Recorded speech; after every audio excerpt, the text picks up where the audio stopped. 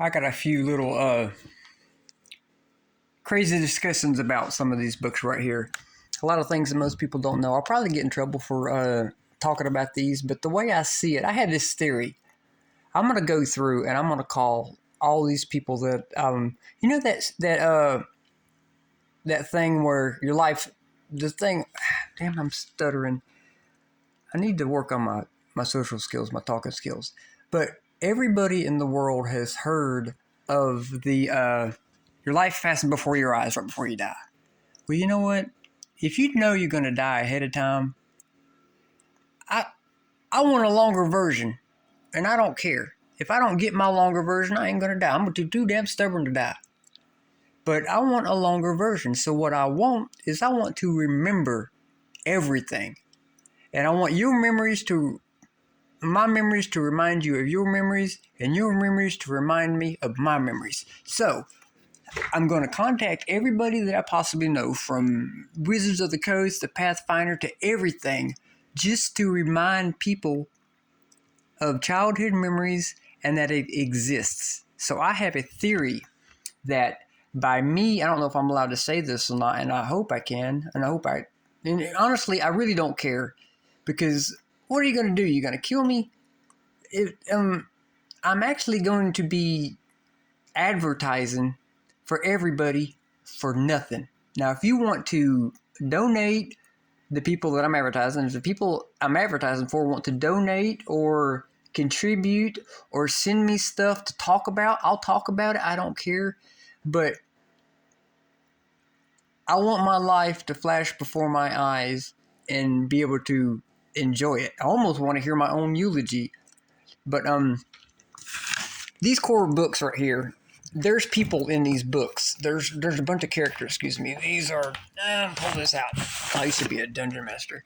These characters right here, like the fighter and the sorcerer, most people don't, well, I'm reminding people that Pathfinder exists. And actually, I'm advertising for Pathfinder. So Pathfinder should be happy about this, because it might bring more people to want to play the game Pathfinder, which is cool.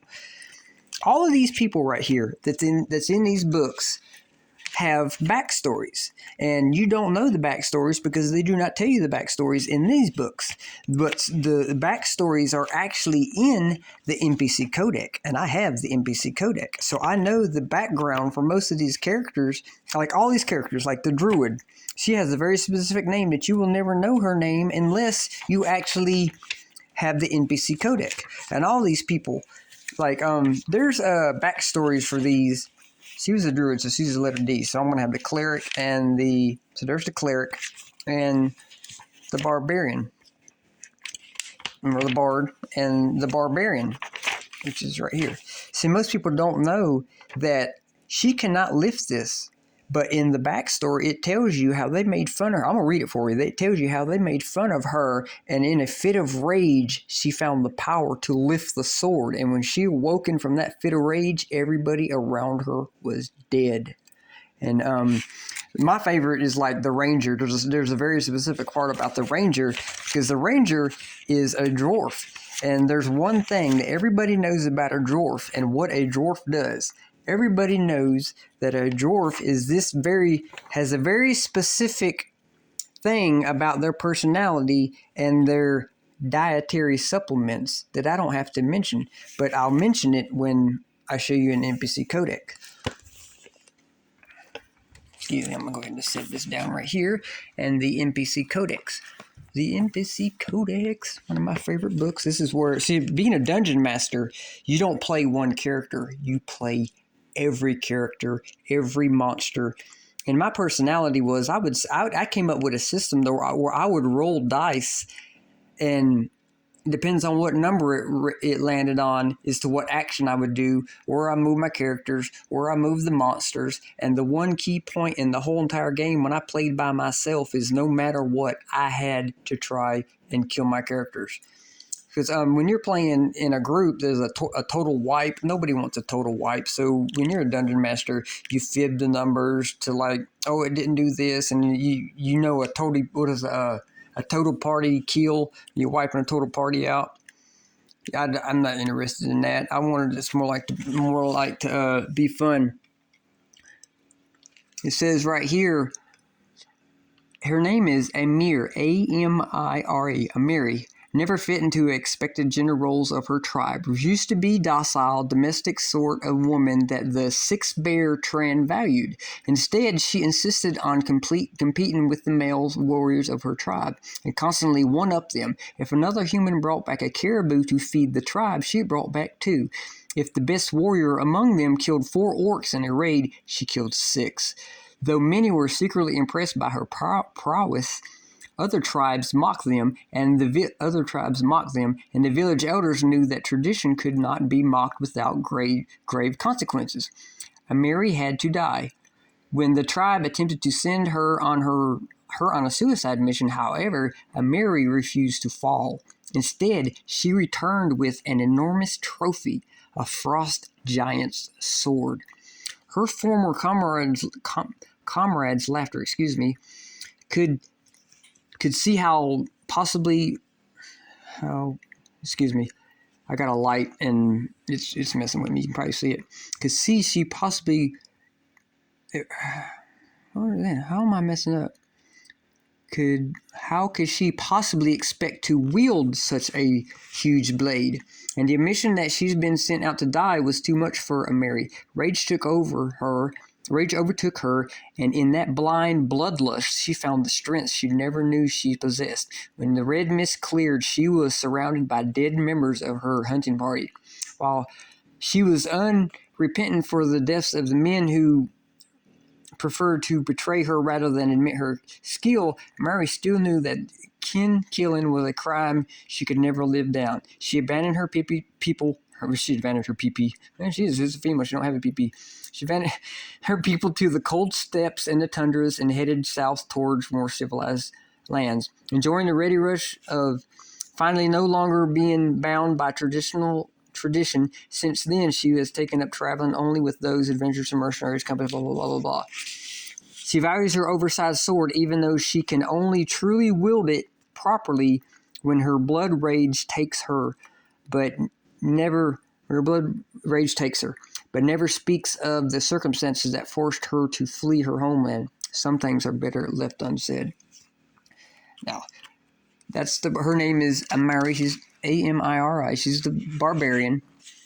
Lim is the bard, Lem. Kyra, Kyra, is the cleric. Lini is the druid. Valorous is the fighter. Sajan, Sanjin is the monk. That's one of my favorite classes, man. Most people, you're playing this class, you grapple. This guy right here, if he gets his hands on you, he could control you. And you got, like, if you're going through, if a monster runs in front of you, you got an attack of opportunity. I played this class more than anybody, and I would sit there and I would grapple you, and I could throw you from square to square. If a monster came into my square, I could grab him, and I can slam him into everybody's square around me, so everybody got an attack of opportunity. I was a master grappler. Seelah is Seelah is the druid, or not the druid, the paladin, and this guy right here, Harske. Now, his dietary supplement is what cracks me up the most, and most people don't know this. Harske is an uncommon dwarf. He enjoys the wide skies and the open plains more than claustrophobic tunnels, which is funny because most dwarves like to stay on the ground. Prefers the taste of tea to alcohol, and handles his battles at range rather than in melee. That's the funny part, because let me see if I can read it.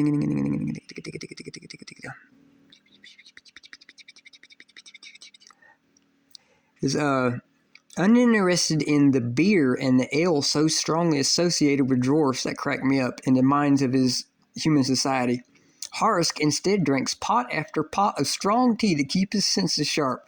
While he never lets his brother's axe out of his sight, he wields it only to a last resort. It's like, what type of dwarf does not drink alcohol? It's the first and only one that doesn't drink alcohol. Marisale, she's a rogue. I love playing rogue. I had a buddy, his name Well, he made an NPC killer. His name was Pocket. He was a DM too. He was way better DM than me. So he played the game to the most extremes. He would come swinging in on a rope, and he knew by knowing how the game works and all the different things that you can and you can't do. He would just make his games was so fun because he did things that most people want to play like a hack and slash. He did stories. He run around. He jumped up. He searched this. He searched that. He was so very entertaining. Seoni. She's the sorcerer, and Ezrin. He is the wizard. He's got all the animals and different all these. You just name it. It's just all these different people.